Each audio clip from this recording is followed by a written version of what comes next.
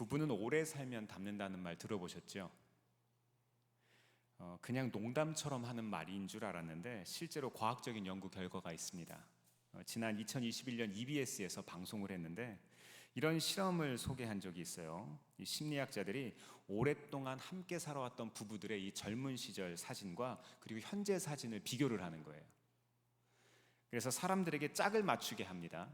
근데 놀랍게 이 오랜 세월을 한 부부일수록 얼굴이 점점 닮아져서 제3자들이 보기에도 이 누가 부부인지 쉽게 맞출 수가 있는 거예요. 왜 그럴까요? 주는 대로 먹어서 그럴까요? 아니요. 단순히 나이가 들면서 주름살이 비슷해진 게 아니라, 물론 부부가 함께 살면서 생활 방식을 공유합니다. 하지만 더 중요한 이유는 같이 웃고 같이 울면서 비슷한 감정을 표현하다 보니까 얼굴 근육이 닮아져 가는 거예요. 똑같은 인종인데 미국에서 살고 있는 그 코리안 아메리칸들 보면 얼굴이 조금 다르죠. 왜 그렇죠? 그분들이 사용하는 말 때문에 그런 거예요. 그렇죠? 그분들이 사용하는 얼굴 근육들이 다르기 때문에 그 사람들의 얼굴이 달라져 가는 겁니다. 늘 상대방의 얼굴을 바라보고 기쁠 때나 슬플 때나 그 감정을 함께 나누다 보니까 나도 모르게 닮아져 가더라는 거예요. 참 신기하지 않습니까? 우리가 누구하고 시간을 보내느냐, 무엇을 가까이 하느냐에 따라서 우리 모습이 달라진다니까요. 그래서 사람들은 오래 산 부부를 보고 진짜 닮는다 이렇게 이야기하는 거겠죠. 근데 사실 이거는 부부에게만 해당되는 이야기가 아닙니다. 친구도 닮아가고요. 굉장히 독특한 연구 결과가 있어요. 반려동물도 주인을 닮아가는 거 아십니까? 웃으시네요. 진짜예요. 네, 심지어 우리가 가까이 하는 문화나 습관도요, 우리의 모습을 바꾸어 갑니다. 내가 어디에 관심을 두느냐에 따라서 내 삶이 바뀌는 거예요. 그렇다면 한번 여쭤볼게요. 여러분은 누구하고 가장 닮으셨어요? 누구 가장 닮으셨습니까? 죄를 가까이 하면 죄악된 삶을 살아가고요, 하나님을 가까이 하면 은혜로운 삶이 됩니다. 우리가 지난 여름 교회 여름 목회를 통해서 많은 은혜를 경험했습니다. 국내에서도 많은 프로그램을 했고요, 해외에 나가서까지 우리가 단기 선교를 통해서 많은 은혜를 경험했습니다. 또 우리가 직접 가지 않더라도 보내는 선교사로 또 참여하시고, 또 우리가 보고하는 영상 같은 것들을 통해서 우리가 거기서 나누었던 은혜들을 다시 한번 우리가 받았어요. 그렇다면 이제 받은 은혜를 이어가야 하지 않겠습니까? 내가 가진 은혜를 다른 사람들이 가까이 해서 그 은혜를 닮아갈 수 있도록 하는 것, 그게 우리 그리스도인의 사명 아닐까요? 그래서 오늘 말씀은요, 은혜 받은 사람의 특징은 무엇이고 또 그것을 어떻게 이어갈 수 있는지에 대한 말씀을 좀 나누려고 해요. 탁월한 성경교사, 제가 가장 좋아하는 성경 인물 중에 하나인 이 사도 바울, 이 사람이 전하는 메시지를 통해서 영적 깨달음과 은혜를 꼭 깨달을 수 있기를 바랍니다. 첫 번째로 예수님을 만난 사람, 은혜 받은 사람의 새로운 모습은 어떤 것일까요?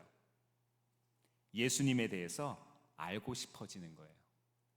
예수님에 대해서 알고 싶어지는 것, 이것이 특징입니다. 에베소서 4장 21절 같이 한번 읽어보겠습니다. 시작. 여러분이 예수 안에 있는 진리대로 그분에 관해서 듣고 또 그분 안에서 가르침을 받았으면. 아멘. 제가 어린이부 아이에게 물어봤어요. 예수님을 믿는다는 건 어떤 거니? 라고 물어봤더니 얘가 이렇게 대답을 하는 거예요. 이전에 좋아하던 걸 싫어하고요, 이전에 싫어하던 걸 좋아하는 거예요. 정답 아닙니까? 다시 한번 읽어드릴까요? 이전에 좋아하던 것을 싫어하고 이전에 싫어하던 것을 좋아하는 거예요. 명답이죠. 하나님의 은혜로 그리스도인이 되면은요, 사람이 바뀝니다. 사람이 달라져요. 성경 그리스도인들을 향해서 뭐라고 이야기합니까? 새로운 피조물이다 이렇게 이야기합니다. 거울에 비친 이 육신적인 내 모습은 그대로인데 내 안에 있는 이 속사람이 전혀 다른 존재로 바뀌었다는 거예요. 은혜를 받으면 바뀔 수밖에 없습니다. 이전과 똑같이 살 수가 없어요.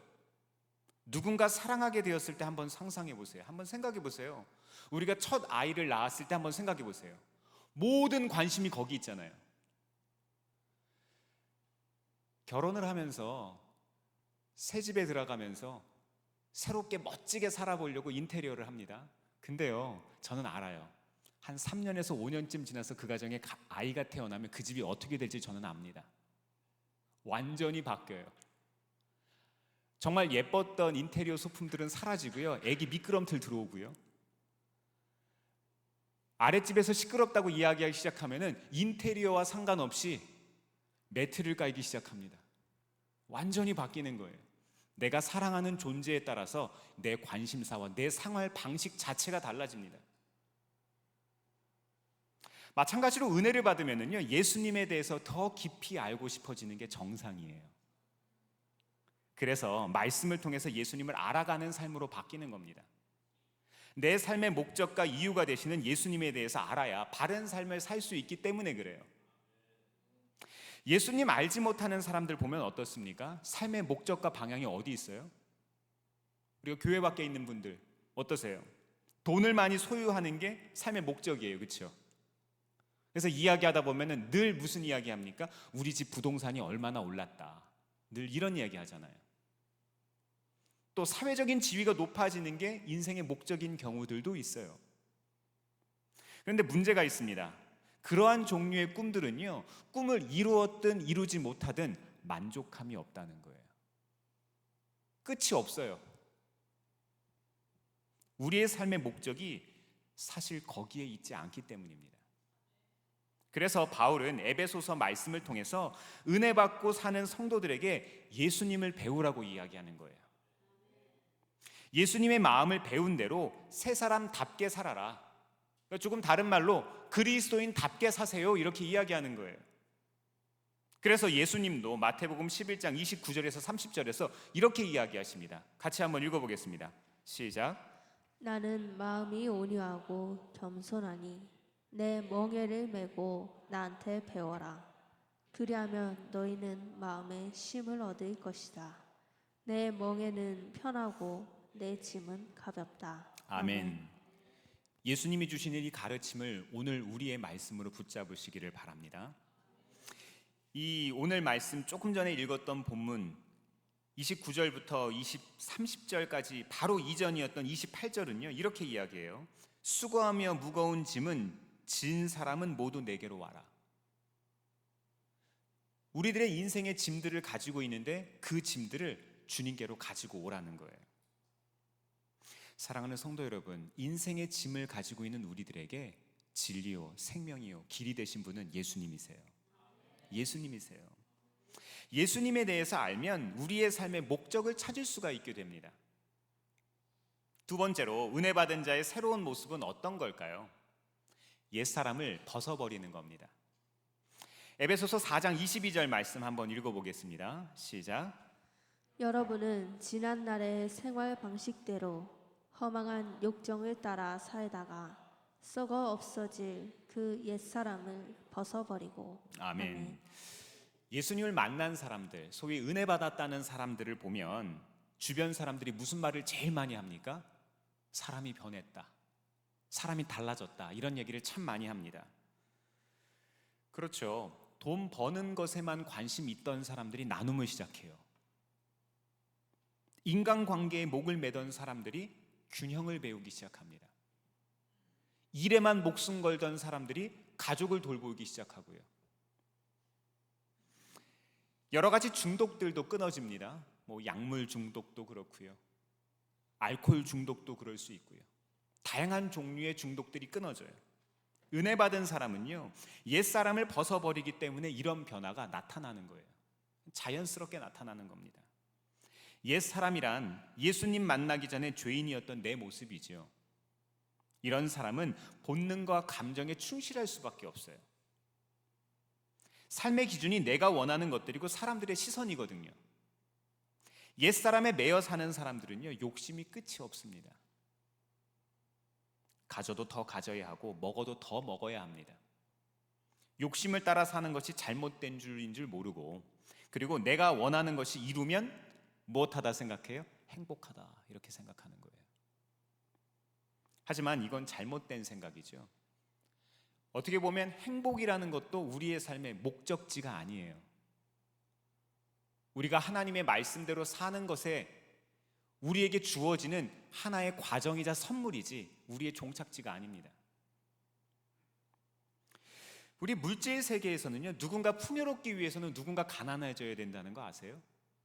내가 주식에 투자했을 때 그것을 내가 많은 것들을 거둬들이면 누군가는 그거 잃어버리는 거 아닙니까?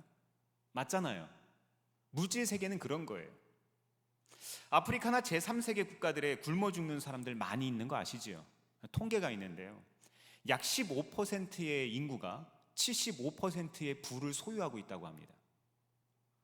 우리 한국 사람들도요, 굉장히 그런 면에서는 자유롭지 못한 사람들이죠.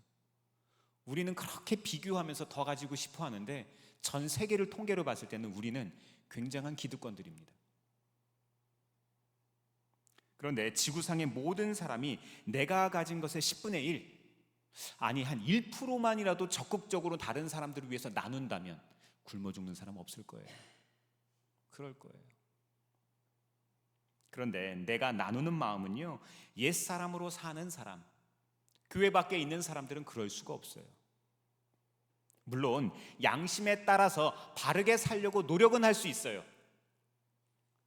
물론 연예인들 봐도 많은 것들을 기부하지 않습니까? 어떤 분은 뭐 1억을 기부했다, 2억을 기부했다, 3억을 기부했다. 근데 예수님이 뭐라고 하셨어요? 오른손이 한 것을 왼손이 모르게 하고 왼손이 한 것을 오른손이 모르게 하라고. 거기에서 무엇이 있습니까?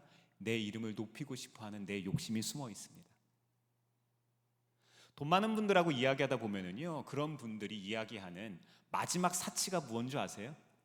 마지막 사치? 기부예요. 기부하는 게 마지막 사치입니다. 왜냐하면 기부하면 기부할수록 다른 사람들이 나를 인정해 주거든요. 목적이 다른 거예요. 이해가 되십니까? 무슨 얘기를 하고자 하는지. 그러나 은혜 받은 사람은요, 예수님을 믿기 전에 내가 가졌던 잘못된 생각과 가치관을 벗어버릴 수 있습니다. 기준이 내가 아니라 예수님이기 때문에 그럴 수 있어요. 그래서 이 에베소서 4장은요, 단순히 윤리적인 교훈이 아닙니다.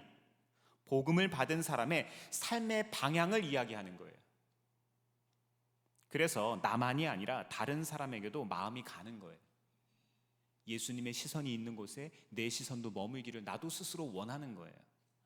그래서 그렇게 어려운 주변 사람들을 돌아보기 시작하는 겁니다.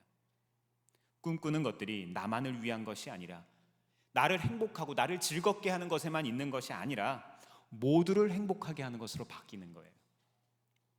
옛사람을 벗어버리고 새 사람이 되는 것, 사실 이거는 그렇게 쉽지는 않습니다.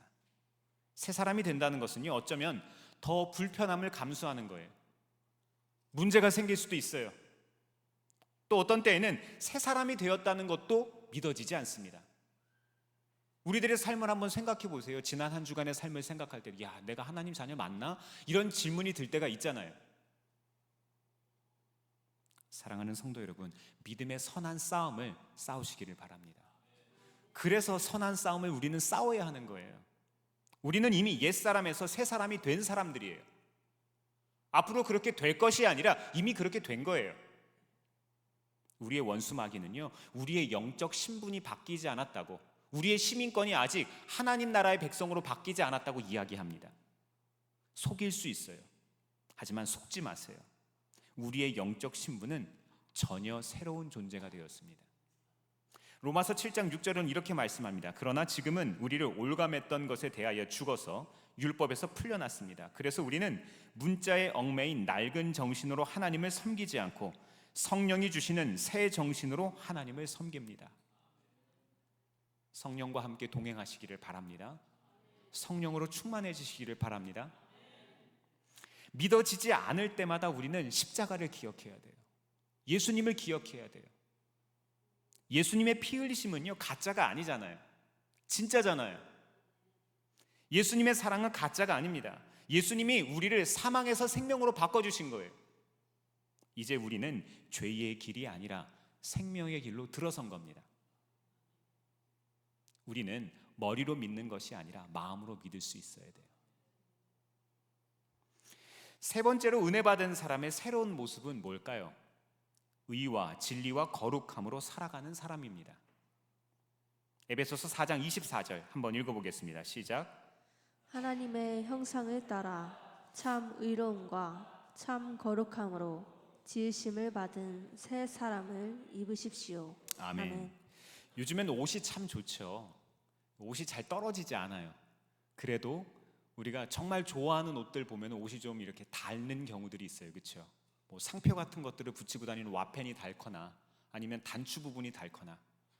제가 한 2년인가 한 3년 전쯤에 큰 마음을 먹고 샀던 패딩, 롱 패딩 자켓이 하나 있는데, 이 패딩 자켓이 자석으로 이렇게 붙였다 뗐다 하는 부분인데, 제가 작년에 장롱에 집어넣기 전에 봤더니 이 자리가 맨날 손으로 만지니까 하얗게 변한 거예요. 야, 이 백화점에 가서 샀던 매장에다가 제가 문의를 해봤더니 이거 어쩔 수가 없대요. 너무 가슴 아프더라고요. 옷이 낡으면 헌 옷을 버리고 새 옷을 사서 입지 벌거벗은 채로 다니진 않습니다. 그죠? 이처럼 옛사람을 벗어버린 사람은요, 그대로 있는 사람이 아니에요. 그냥 사는 사람이 아니라는 거예요. 예전의 일을 하지 않는 것으로 그치지 않고 새 사람이 됩니다. 성경은 의와 진리와 거룩한 모습이 새 사람의 모습이다 이렇게 이야기해요. 이것은 단순히 착한 행동을 하거나 도덕적으로 윤리적으로 옳은 사람이 된다는 것을 의미하는 게 아니에요. 새 사람은 완전히 새로워진 것을 의미합니다. 우리의 속사람, 겉사람이 아니라 우리의 속에 있는 이 속사람이 전혀 다른 존재가 되었다는 거예요. 사람의 성품과 가치관에 의롭고 거룩을 추구하도록 우리의 삶의 기본 구성 자체가 완전히 바뀌었다는 거예요. 새 사람 입었다는 거는요, 착한 일 그냥 몇 번 하는 사람으로 바뀌었다는 게 아니에요. 새 사람을 됐다는 것은요, 계속해서 의와 진리와 거룩을 추구하는 가치관의 삶의 방향으로 완전히 바뀌었다는 거예요. 회개란 무엇입니까? 회개가 뭐예요? 내가 가고 있던 것을 깨닫고 더 이상 그 길로 가지 않고 다른 방향으로 완전히 전환하는 것, 이게 회개입니다. 그냥 내가 잘못했구나 라고 생각하고 그냥 가는 게 아니라는 거예요. 삶의 방향 자체가 바뀐 것, 이것이 그리스도인이라는 거예요. 새 옷을 입고 진흙탕에 빠질 수는 있지만 마음속에 계속하고 선하고 거룩함을 추구하는 마음이 생긴다는 거예요.